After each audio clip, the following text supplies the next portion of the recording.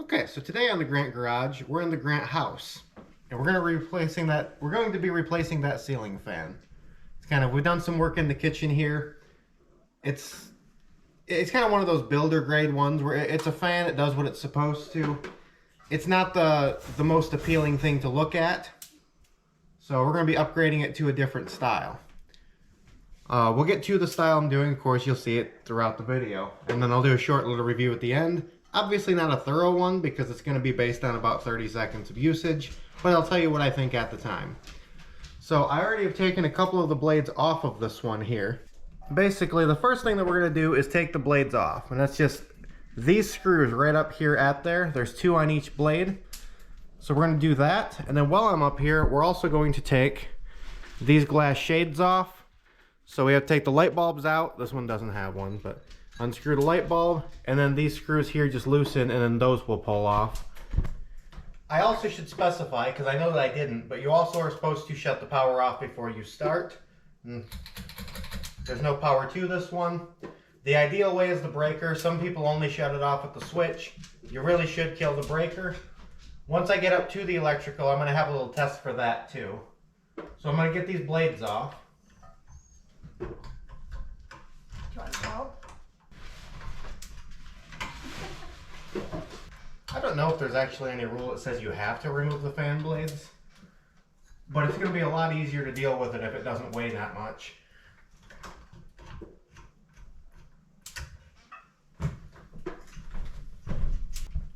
So onto these lights now.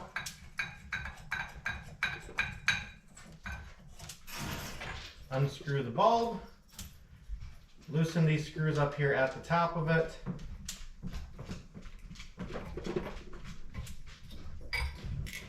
And the shade comes off. Next thing we're going to do is remove the base. This will be a little bit different depending on what you're taking down. On this one here, we have this. That screw you just have to loosen a little bit, and then we'll spin the base and it'll unlock it. This one here we have to pull completely out, and there's very likely the exact same on the other side. There is. So take these ones out and loosen these ones.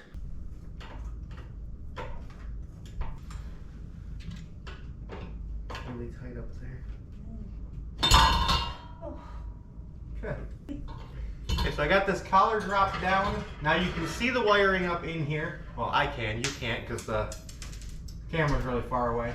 But the wiring is exposed, and now we just have the remaining bracket. There will be 2 screws, one on either side of the electrical box up there. And on mine they're flathead, so I have to go get a different screwdriver. Earlier I mentioned there was another tool I was going to use. I already killed the power to it, but just as a double check, I have one of these here. It's a non-contact voltage tester is what I've always called it. Basically there's a little button I push here, and if we move it like this, let's see here. If we're somewhere that has power, it beeps. If we don't, it doesn't. So I'm going to go up here now.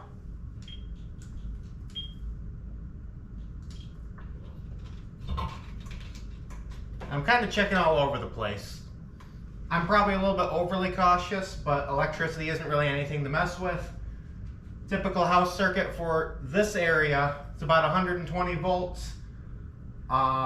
It will absolutely kill you, possibly slowly, so it'll hurt the whole time you're dying, and we just want to avoid that. So I'm going to unhook my wiring now. First one I unhooked there, and it doesn't matter what order you do it in really. I unhooked my white, which is the neutral, and green or bare copper will be the ground.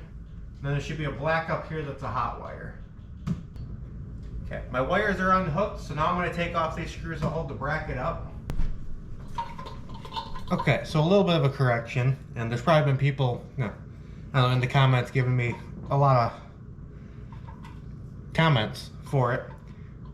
I'm aware of this style, I just didn't realize it was that, and I guess I missed it while I was looking. But this ball at the top comes out through a slot in that bracket, so this is just out of the way now. That makes it a lot easier. Like I said, I'm very aware that that's how those work. I guess my brain wasn't working for me. Makes it a whole lot easier to get to these now. And that's good, because whoever put this in here This is not the proper screw for this box. And they just kind of drove it in anyways, so it's being a real pain to remove. And I got the other one, which was the right screw, so it came out a lot quicker. Yeah, that first one's even got messed up threads. I'm hoping the box is okay.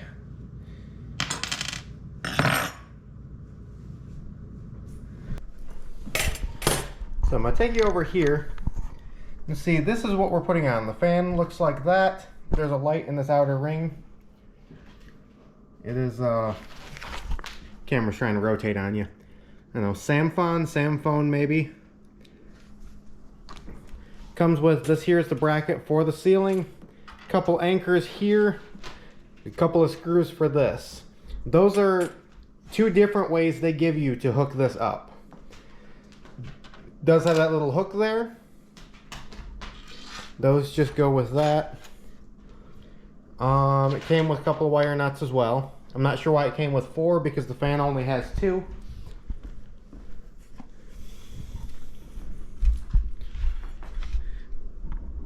This is the fan itself. I can't really get it far enough away from my face while I'm holding the camera. So we'll see it while it's up there. Clear blades, the outer is a light. On the inside of it, we have the ground wire, which is basically just hooked to the case.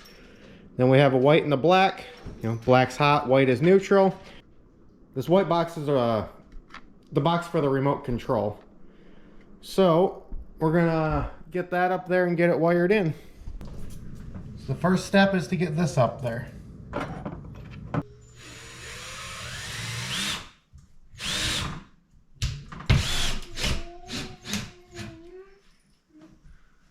Okay, so I've got this box up here right now. You put the inserts into the ceiling, just drill a hole and push them in there. Put the screws into the inserts. Once those are in, get the fan itself, connect to the ground and the other two. And once the wires are connected, it's just a matter of putting it up to there. Has these same things here that the screws are up there. We're gonna have to set it up into it and twist it into place and then tighten those screws. There we go. So now it's up and twisted in place. I'm just gonna go around and tighten all of those screws.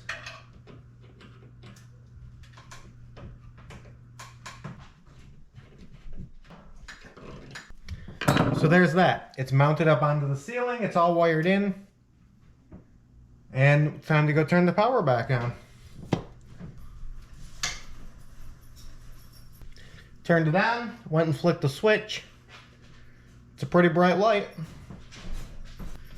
Alright, so the only way to actually change the only way to turn the fan on or light separately is with the remote that comes with it. So I'm putting the batteries in that right now. Just a couple AAAs.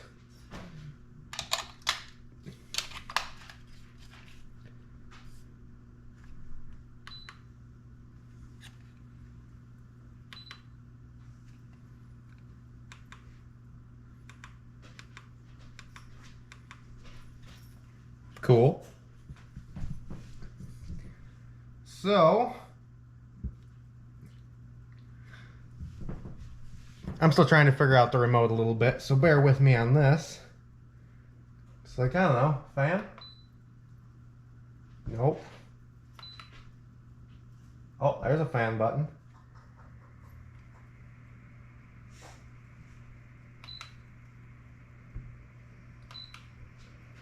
Okay. Okay, so there's numbers down here, 1 through 6. Those are fan speeds.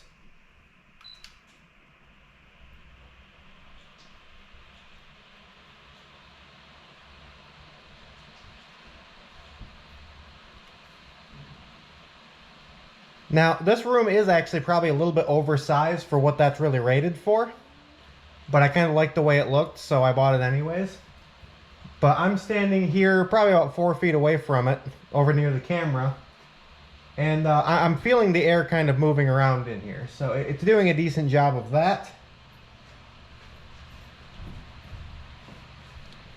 It is pretty quiet, I would say.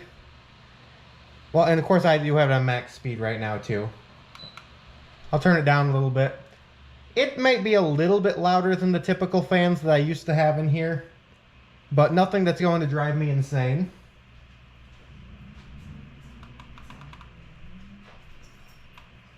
There's a dimmer function on the remote, so that's kind of cool.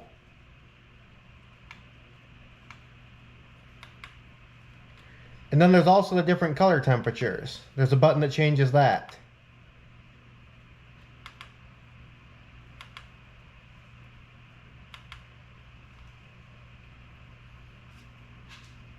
And I can, of course, on the remote, there's an all-off button that's, logically turns off everything.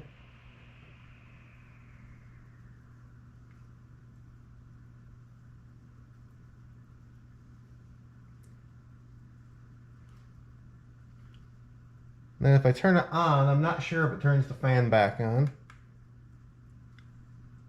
It does not. So, we're going to turn the fan back on. The next thing I want to see is if I go turn it off with the light switch and it shuts everything off and then comes back on, if the fan will come on with that.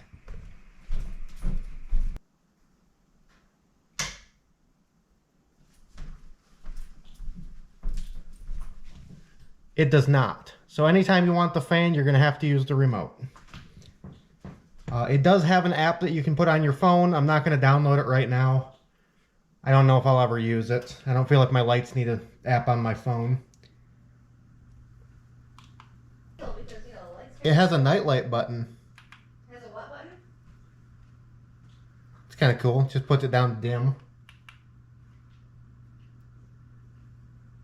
Ooh, what's this button?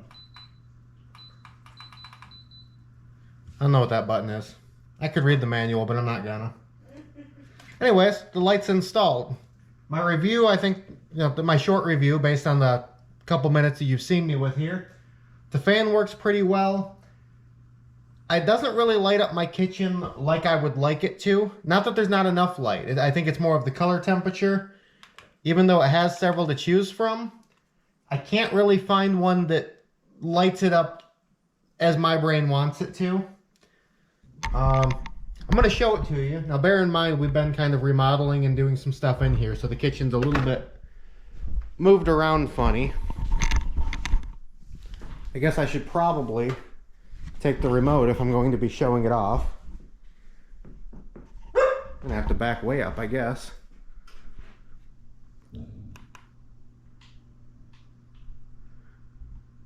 That's probably the best one right there. I couldn't tell you which one it is, it doesn't tell me, but it's that, switch it to that. On camera, that one looks pretty decent. The kitchen itself actually looks dark to me. But I suppose that's a personal preference. Some people like things a little bit differently. If we put on the night light, actually, the better idea, let's put on the night light and shut off all of these other lights that are all over the place around me.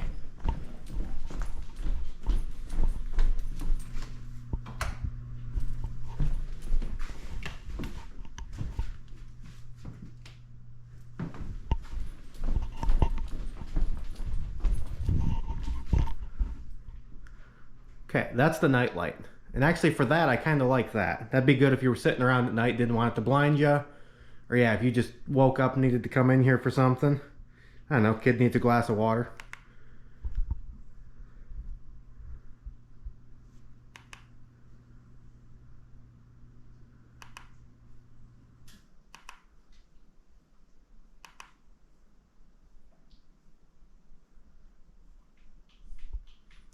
But that's it.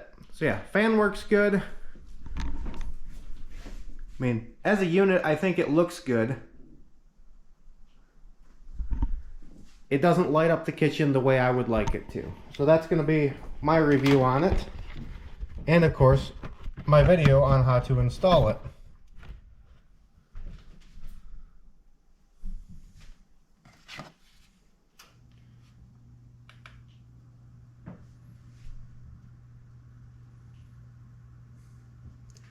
So, thanks for watching the Grant Garage, even though today we were in the Grant house. Tune in next time. Subscribe if you want to.